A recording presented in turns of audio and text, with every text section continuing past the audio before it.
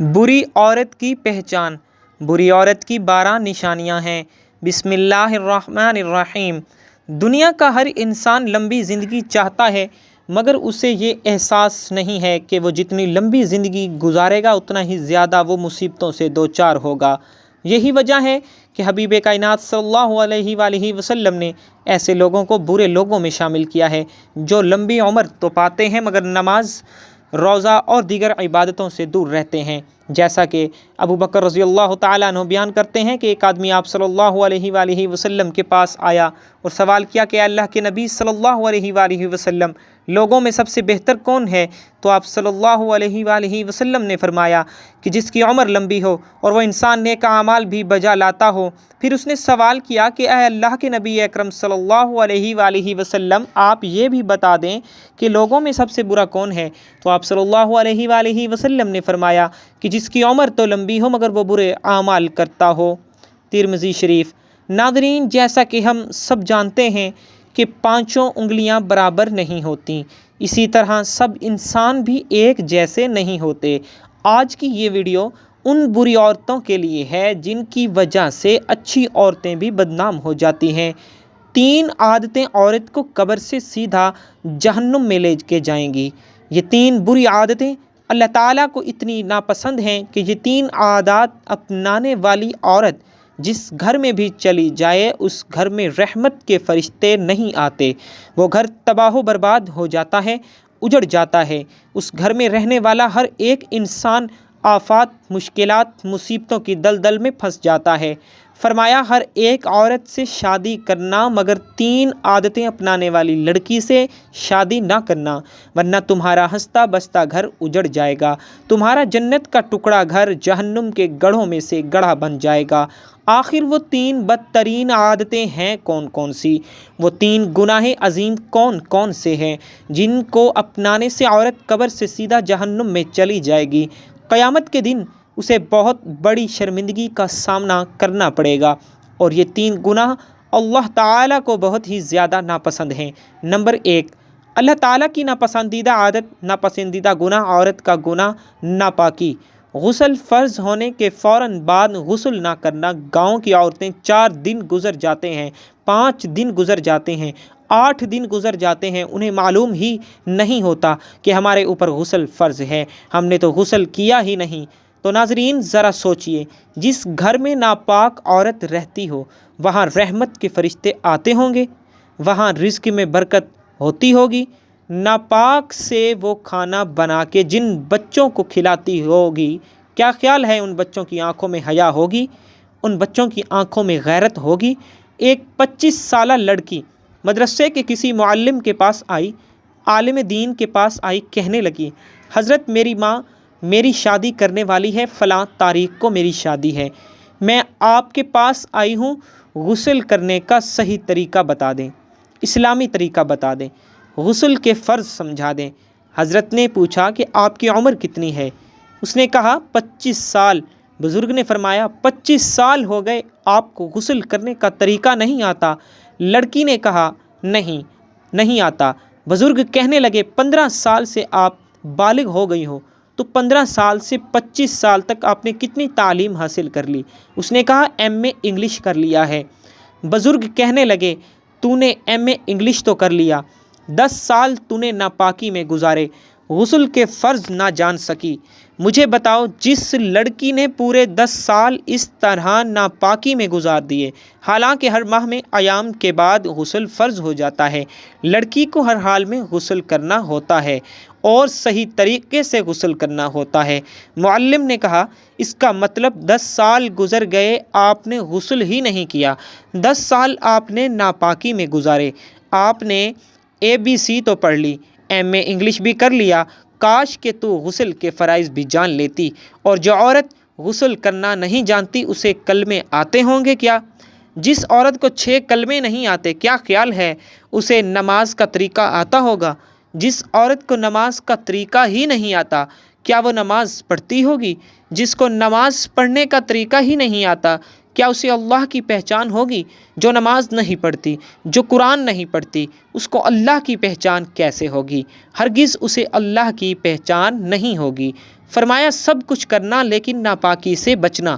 بزرگ نے فرمایا جلدی سے توبہ کرو اور غسل کا طریقہ جان لے، نماز کا طریقہ سیکھ لے، یہ زندگی کے لمحے تیرے لیے غنیمت ہیں، انہی لمحوں میں خدا کی یاد اور محبت کے دیے اپنے دل میں جلا لے۔ معلوم نہیں پھر فرصت ملے نہ ملے، معلوم نہیں پھر یہ زندگی کے لمحے ملیں نہ ملیں۔ ناپاکی اللہ تعالیٰ کو بہت ہی زیادہ ناپسند ہے۔ فرمایا ناپاک رہنے والی لڑکی سے کبھی بھول کر بھی شادی نہ کرنا، ورنہ یاد رکھنا برکت سے ہاتھ دھو بیٹھو گے۔ فرمایا دوسرا گناہ، دوسری بری عادت غیبت کرنا۔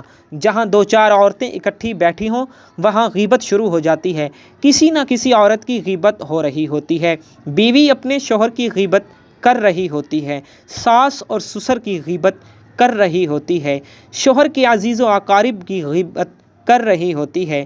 کسی بادشاہ نے اعلان کیا کہ آج کی مجلس میں جو بھی سب سے بڑا جھوٹ بولے گا اسے منہ مانگا انعام دیا جائے گا۔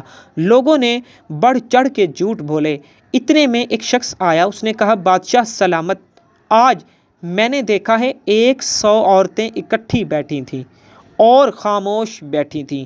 بادشاہ نے کہا کہ اسے منہ مانگا انعام دیا جائے گا۔ سب سے بڑا جھوٹ تو یہ ہے کہ 100 عورت اکٹھی بیٹھی ہوں اور خاموش بیٹھی ہوں، یہ کیسے ہو سکتا ہے؟ سب سے بڑا جھوٹ تو یہ ہے کہ جہاں 100 عورت بیٹھی ہو وہاں غیبت نہ ہو رہی ہو، وہاں چغلی نہ ہو رہی ہو، چغلی کے ذریعے، غیبت کے ذریعے ایک دوسری عورتوں کو آپس میں نہ لڑایا جا رہا ہو، یہ کیسے ہو سکتا ہے؟ فرمایا غیبت سے بچنا۔ غیبت نیکیوں کو اس طرح کھا جاتی ہے جس طرح آگ لکڑیاں کھاتی ہے۔ حضرت ابو ہریرہ رضی اللہ تعالیٰ عنہ سے مروی ہے کہ رسول اللہ صلی اللہ علیہ وآلہ وسلم نے ارشاد فرمایا تم جانتے ہو کہ غیبت کیا ہے؟ صحابہ کرام رضوان اللہ تعالی علیہ مجمعین نے عرض کیا اللہ اور اس کے رسول صلی اللہ علیہ وآلہ وسلم زیادہ جانتے ہیں۔ آپ صلی اللہ علیہ وآلہ وسلم نے فرمایا اپنے مسلمان بھائی کا ذکر اس طرح کرنا کہ وہ اسے ناگوار گزرے۔ لوگوں نے کہا اگر وہ برائی اس میں موجود ہو تو؟ آپ صلی اللہ علیہ وآلہ وسلم نے فرمایا اگر اس کے اندر وہ برائی موجود ہو تو تم نے اس کی غیبت کی، اور اگر وہ برائی اس کے اندر موجود نہ ہو تو تم نے اس پر بہتان باندھا۔ صحیح مسلم۔ فرمایا تیسرا گناہ خدا کو خاوند سمجھنا۔ استغفر اللہ۔ آپ سوچ رہے ہوں گے کہ میں نے یہ کیا کہہ دیا، بھلا کوئی عورت خدا کو خاوند بھی سمجھتی ہے؟ ایک دفعہ ایک عورت کسی عالم دین کے پاس آئی اور کہنے لگی حضرت پتہ نہیں اللہ کو کیا ہو گیا، اللہ نے میرے ساتھ کون سی دشمنی مول خرید لی؟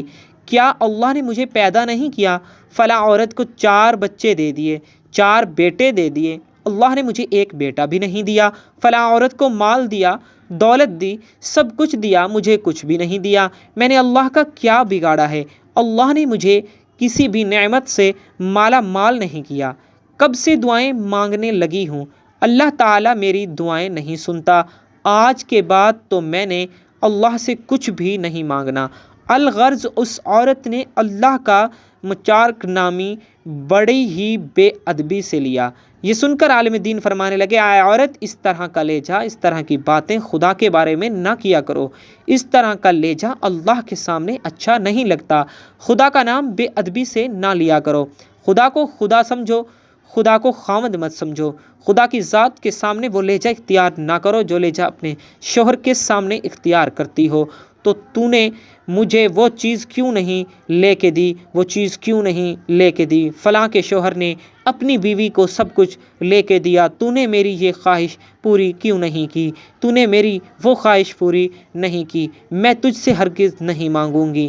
اس طرح کے بے ادب جملے، اس طرح کا بے ادب لہجہ شوہر کے سامنے تو اختیار کیا جاتا ہے، خدا کے سامنے اختیار نہیں کیا جاتا، خدا کے سامنے نہیں بولا جاتا۔